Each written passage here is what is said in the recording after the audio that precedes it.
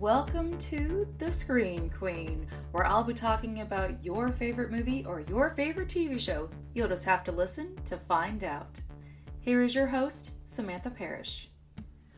Well, hello there, and welcome back to the show. As always, my name is Samantha Parrish, and I am your host on the East Coast, your main media queen, The Screen Queen. Trailer time is back. And boy, I have been waiting to talk about this trailer for quite some time. I had to push all the other ideas aside to talk about the sequel to one of my favorite supernatural dark humor films. And I have to say, I've never laughed harder in my life at a trailer, and I mean that in the nicest way possible.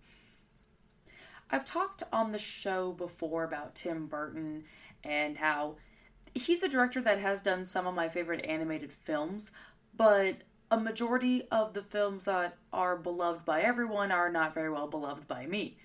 However, if I was told that I could only watch one Tim Burton film for the rest of my life, I would have no hesitation to throw down my answer for that to be Beetlejuice. I would gladly say that 3 times just to make sure I can have him the rest of my life. Beetlejuice is one of my all-time favorite Tim Burton films. I'm just going to go ahead and say it. And the humor within that film shaped a lot of the way that I love morbid humor. And it's just an inspiring film, I have to be honest. There's a lot more that I'll be going into detail about Beetlejuice, so I'm going to stop myself before I get started because then I won't stop. But I love that the trailer for Beetlejuice gave us what we needed to see. And I love that they open up right off the bat that the dad is dead. We don't even have any context. All we saw was Lydia's daughter on a bike in the same callback to the end of the first film. And then we just have the funeral and we see Lydia's stepmother, Lydia and Lydia's daughter. And I'm like, I know who's in that coffin.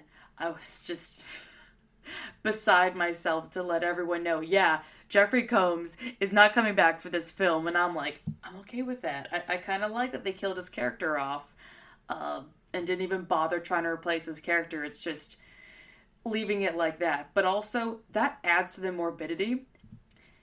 And then the trailer ends with what everyone's been waiting to see for almost 30 years. It's showtime. And I lost my mind. I'm like, I don't have to know what in the world Michael Keaton's going to look like. I just know that he's going to be an older looking Beetlejuice and they're going to just amp it up, and I'm so excited. There really is a lot of value with the term less is more. I like how we were given who is going to be in this movie and what is going to be the basis around this film. We just know a lot of callbacks, like the Maitland's design of the entire area of where they were at. There's just so much potential and so many theories that come to my mind. However, I have a burning question that I have. How are they going to address the Maitlands? Knowing that this has taken place 30 some odd years after Beetlejuice, I mean, clearly the Maitlands are not going to be looking the same like they did in 1988. It kind of kills me because I know Alec Baldwin probably has no respect for this film because Alec Baldwin doesn't have respect for a lot of things, and I'm okay with him not being in the film, just like I'm very okay with Jeffrey Combs not being in the film either. But then there's also the loss of not having Gina Davis in this film, but it's an understandable removal from the film, given you wouldn't have one Maitland without the other. It just wouldn't seem right to their characters.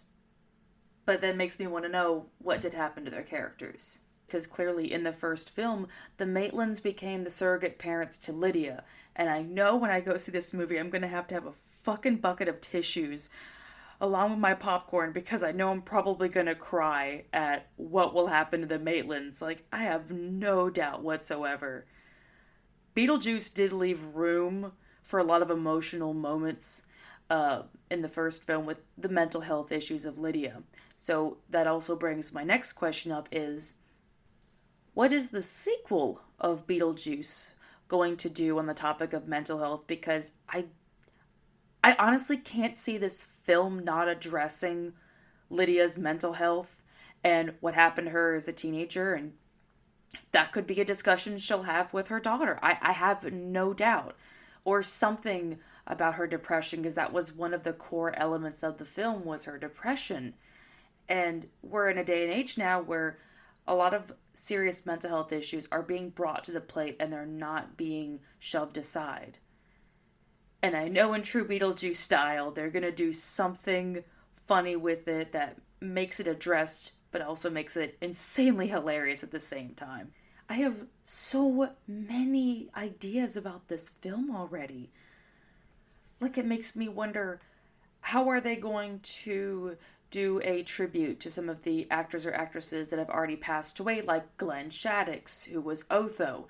Then there was the Maitland's caseworker, and it's revealed in the first film that she had trained Beetlejuice, so they gotta make some reference to her. And I know that Tim Burton is gonna pull through and deliver all of the answers to the questions we have around the sequel, since some time has passed since we last saw Lydia Deetz and the very strange developments to her life. And then knowing what the fuck has Beetlejuice been up to all this goddamn time. Like, that is, like, it's the thing that I don't even want to fathom, because I just want to be surprised. I just want to know how they're going to flip the script on me. I'm looking forward to having my brain be flipped up, down, and all around. My excitement for this film is so strong that I don't even know if I can wait to talk about the film when it comes through my lotto system. I might possibly have to do a first time in the history of the show of presenting the Beetlejuice episode and then presenting the sequel the next day it comes out. I feel like this is just a special moment in cinema history for me, that I get to be a part of one of the, like, new wave of people that loves Beetlejuice in this day and age and carry on that legacy. And something so special, I'm like, shit, I want to do something like that. And I don't give the special treatment to many episodes, but this is just a special exception. But those are my thoughts I have about Beetlejuice. If you would like to share with me about your thoughts of the trailer and what you're looking forward to, I would love to fangirl with you. You can find me on my Instagram at the Queen of the Screen. And also, as a recent update, you can listen to this show on YouTube now.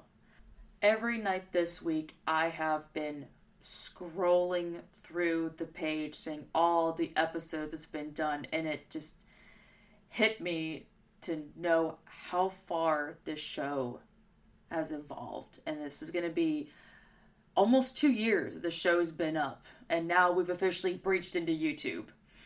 Next Friday's episode is going to be the feature presentation of To Kill a Mockingbird. I've been telling my friends about this episode, and everyone is very excited, and I got so many plans for this episode. I finished up my notes today. Y'all are not going to be prepared for this. It's going to be a heavy episode, but I can definitely assure you guys that you are going to be very proud of it. Anyway, that's my time. That was your trailer. Thank you so much for being here. This is your Screen Queen, signing off. Bye-bye!